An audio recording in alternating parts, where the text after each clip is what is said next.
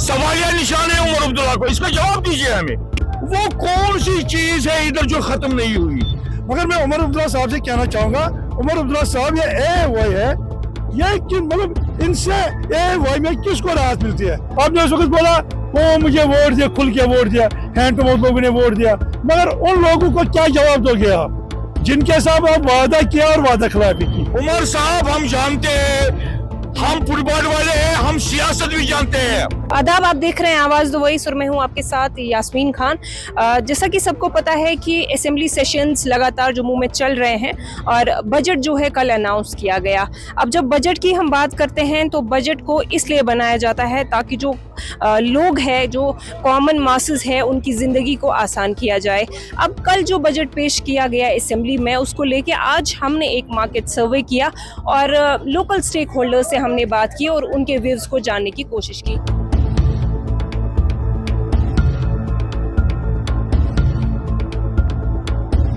अभी मेरे साथ शकील अहमद है।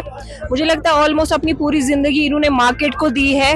मार्केट में जितने उतार चढ़ाव आए वो सब इन्होंने क्लोजली मॉनिटर किए। शकील साहब, कल जो बजट आया और उसमें जो फैसला सुनाया गया और कई लोगों को उससे फायदा भी पहुंचा है, जैसे AOY फैमिलीज है, उनके लिए काफी कुछ रखा गया है, तो क्या इस बजट से आप मुतमईन हैं? नहीं, कितनी पर्सनों को फायदा पहुंचा उसमें ये तो बताना। ये 1.5% को जब वोटिंग हो गई, इलेक्शन कैंपेन चली, तो इन्होंने क्या वादा किया? उस वक्त इन्होंने मत बोला कि 1.5% के लिए हमने पैकेज देना है। नहीं, उस वक्त इन्होंने बोला कि हमें लोगों को राहत देना है, क्योंकि लोग 30-35 सालों से जख्मी हैं। क्योंकि यहाँ का सबसे बड़ा बिजनेसमैन भी इस वक्त सबसे बड़ा गरीब है, क्योंकि यहाँ की बिजनेस खत्म, यहाँ का कारोबार खत्म, यहाँ का दुकानदार खत्म, यहाँ का ट्रांसपोर्टर खत्म, यहाँ का तिजारत खत्म। वो कौन सी चीज है इधर जो खत्म नहीं हुई? अब अगर ये पैकेज है किनके लिए है, मुझे उमर अब्दुल्ला साहब इसका जवाब दे।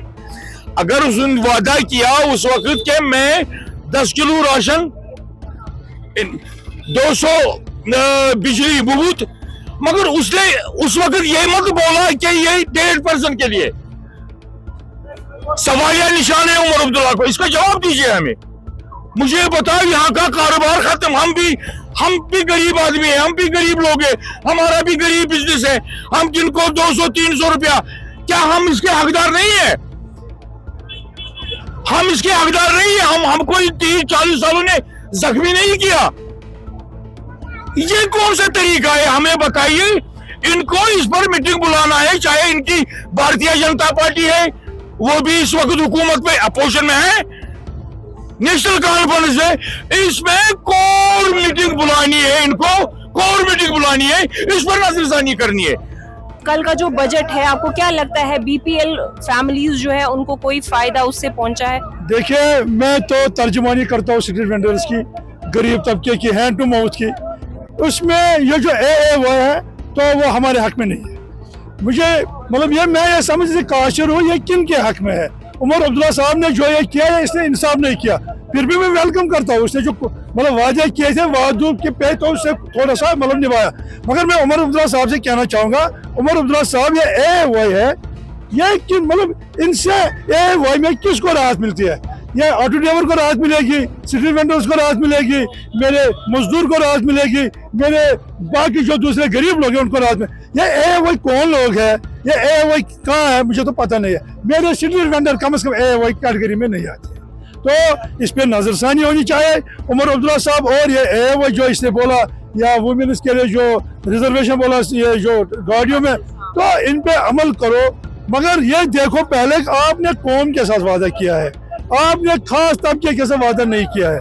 क्योंकि मेरे जो स्ट्रीट वेंडर्स है, खास मतलब खासा तादाद है इनका, जो हैंड टू माउथ लोग है, खासा तादाद है उनका, तो ये बेचारे इसमें नहीं आते, तो ये बेनिफिट किनको मिलता है?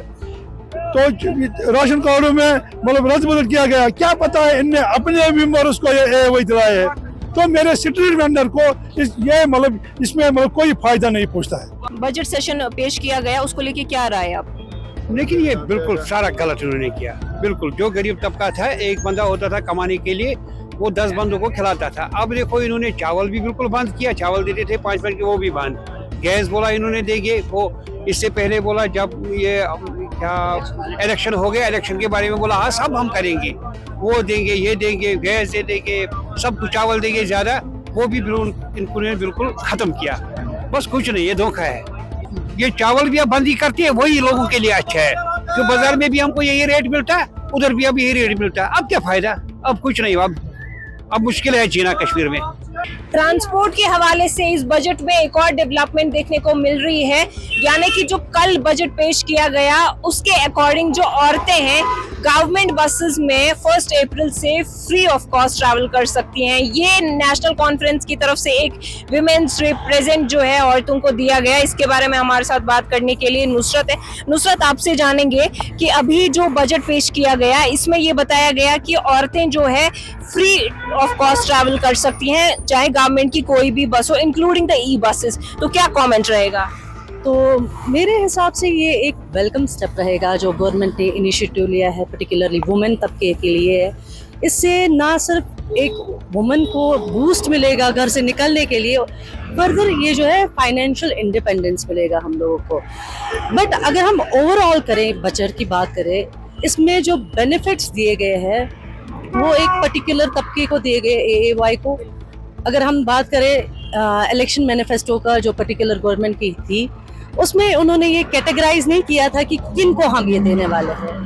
तो मुझे लगता है जब ये कैटेगराइज किया इन्होंने AAY को, तो उनकी मेजॉरिटी 2.5% ही है ना कश्मीर में। और अगर हम ओवरऑल देखें, ओवरऑल BPL वाले ज़्यादा मेजॉरिटी में आएंगे। तो मुझे लगता है ये एक किस्म से धोखा ही हो गया। और मुझे लगता है इनको ये रिवाइज करना चाहिए बजट को। बट अगर हम बात करें, ये जो इनिशिएटिव लिया गया फ्री बस फेयर ट्रांसपोर्ट सर्विस वुमेन के लिए, ये एक बहुत ही पॉजिटिव है और ये जो है हमारे लिए काफ़ी फ़ायदेमंद है।